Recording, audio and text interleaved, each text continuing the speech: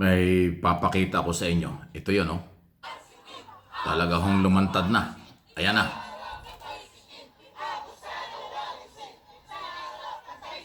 Ayan, oh. Sara patalsikin. Impeach Sara. Ayaw na kay Sara, Vice President. Ang dami po, oh. Yan po yung paninimula pa lang ng kanyang rally. Ayan, oh. Kita nyo? Ganong karami. Ganyan na pong karami yung grupo ng ayaw kay Sara Duterte. Ayan, oh.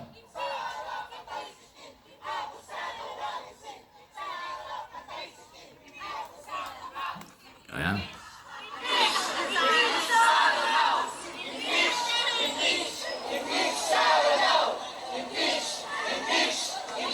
Impeach Sara. Ayan, oh, sinisigaw nila. Impeach Sara. Patalsikin si Sara. Duterte po yan, Vice President ng ating bansa.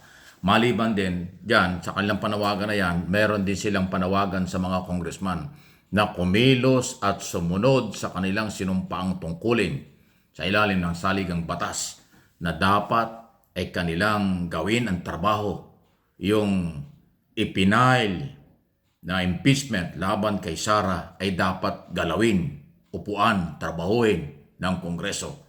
Kasi po isang buwang mahigit na.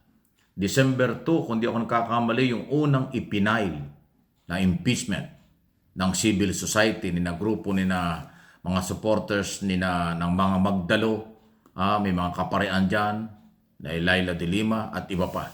Tapos dalawa pang kasunod ang naipile din. Yun naman yung marginalized sector na Makabayanda. Pangatlo ay yung mga kaparian at abogado. So halo-halo.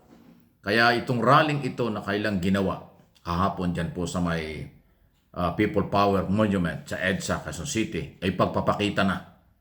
Okay? Umaga pa lang ho, ginawa na nila yan. Umaga pa lang nag-umpisa na yung rallying yan. At madami po yan hanggang sa matapos. Libo-libo talaga na mga mamamayang Pilipino ang nagsasabi ng impeach Sara, tanggalin si Sara. Kung meron lang delikadesa itong mga Duterte, dapat nag-resign.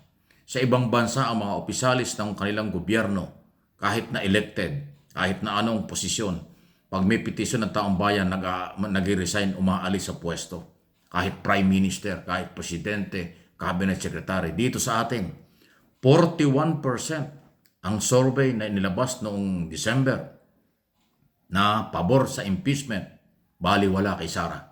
35 lang ang kanyang kakampi. 35% lang ang ayaw ng impeachment. 19 undecided. Ngayong bagong taon 2025, ayan na nga, dahil ayaw mag-resign, ayan na po, impeach Sara. Mas gusto ng mamamayang Pilipino ma-impeach si Sara kaysa mag-resign. Pero baliwala. Sabi nga sa amin sa Southern Tagalog, nagtatay nga ang kawali, nagbibingi-bingihan, taong bayang nagpapasweldo, taong bayang na may-ari ng pera na ginagastos ng Office of the Vice President ang nananawagan na ma-impeach siya. Ayaw niyang mag-resign, kaya impeach ang gusto ng taong bayan. Sana naman gumalaw na ang Kongreso. Sinabi naman ng Malacanang na hindi nila pinipigilan ng Kongreso at Senado sa impeachment dahil trabaho nila yon. Hindi nang hihimasok ang Malacanang sa trabaho ng Kongreso. Niliwanag na yan, nilinaw na yan ni Executive Secretary Bersamin, dating Chief Justice, na alam ng Pangulo ang limitasyon at alam ng Pangulo ang trabaho ng Kongreso at Senado ang impeachment. Kaya hindi nila hinaharang yan. At ngayon, taong bayan na po yung nagsasalita. Hindi biro yan. Galing po yan sa iba-ibang sektor.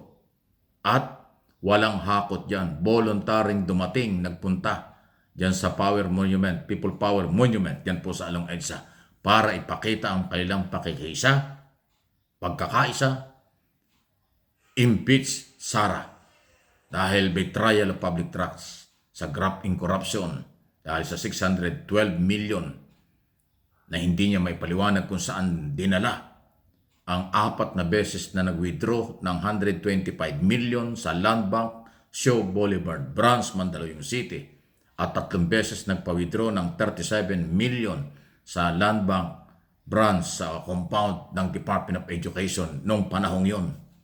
Pero hindi po may paliwanag kung saan napunta. Inamin nung nag-withdraw, inamin nung inutusang mag-withdraw ng pera na nakuha nila yung perang yan. Kalahating bilyon plus tatlong cheque na 37, so 6.12 ang hinahanap na ito ng taong bayan ng pag-aaral nila, hindi maipaliwanag. Kaya impeach Sara, tanggalin si Sara bilang Vice President. Yan ang buod at laman ng panawagan. Dalawang grupo po yan. Rally sa People Power Monument at saka dun sa may EDSA Shrine. Pero mas marami siyempre dahil umaga pa lang po nagtipon-tipon na dyan po sa may People Power Monument. Kahapon po yan ang umaga. So, ito na yung sinasabi natin.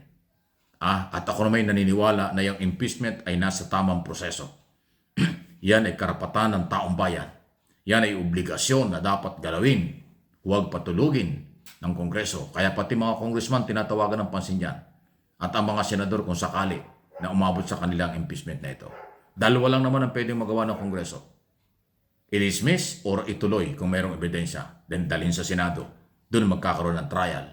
Doon magkakaroon ng paglilitis. Aalamin ang mga dokumento, testigo, ebidensya, saan napunta ang pera ng bayan. Yun po yun eh. Hindi ko lang alam kung bakit patuloy na pinapaikot at binabaliwala ang talagang agenda or plano ng ating pong sumakati yung ulo tuloy ko sa mga isong ito kasi paulit-ulit ho itong ating mga kinaukulan. Ayaw gumalaw eh. Ang linaw-linaw sinabi ng Malacanang, hindi nila pinagbabawalan, hindi nila pinakikialaman ng trabaho ng Kongreso. Bakit naman itong si Speaker? Ayaw wala silang ginagawa. Ito naman si Velasco, na siyang Secretary General, linggo-linggo, ini-interview, araw-araw, ini-interview na nakaraan. Sabi niya, next week gagawin ito, next week gagawin ito. Ilang linggo na, wala. Siyempre, yan ang po sumusunod lang sa kung anong utos ng liderato. Ang mabagal yung Speaker of the House. Ang mabagal yung leadership ng House. Hindi mo alam kung ano ang kailang plano. Ilang araw na lang. Tapos na ang 19th Congress. Ilang araw na lang. Kampanya na. So hindi nila maasikaso yan. Bakit inupuan nila? Ngayon, kung meron kayong binubuo na 103 signature para maipasa na ang impeachment sa Senado, di gawin na ninyo. O baka naman last minute gagawin po ninyo. So kailangan po itong ginagawa at ginawa ng taong bayan na mag-rally ay kanilang karapatan yan sa ilalim ng saligang batas. Freedom of assembly, freedom of expression, malayang pamahayag, malayang pagtitipon-tipon sa kailang karapatan. Legal na legal po yan. So, salamat doon sa mga naniniwala at sumusuporta, impeach Sara. Salamat sa naniniwala sa kapangyarihan ng saligang batas. Salamat at doon sa mga naniniwala na ang Kongreso ay dapat tawagan ng pansin na sila'y gumalaw dahil deadma, binabaliwala ng kampo ni Duterte at ni Sara Duterte ang panawagan ng taong bayang nagpapasweldo sa kanya na siya ay umalis na at siya ay ma-impeach na, tanggalin na sa Office of the Vice President dahil sa graft and corruption umano, betrayal of public trust.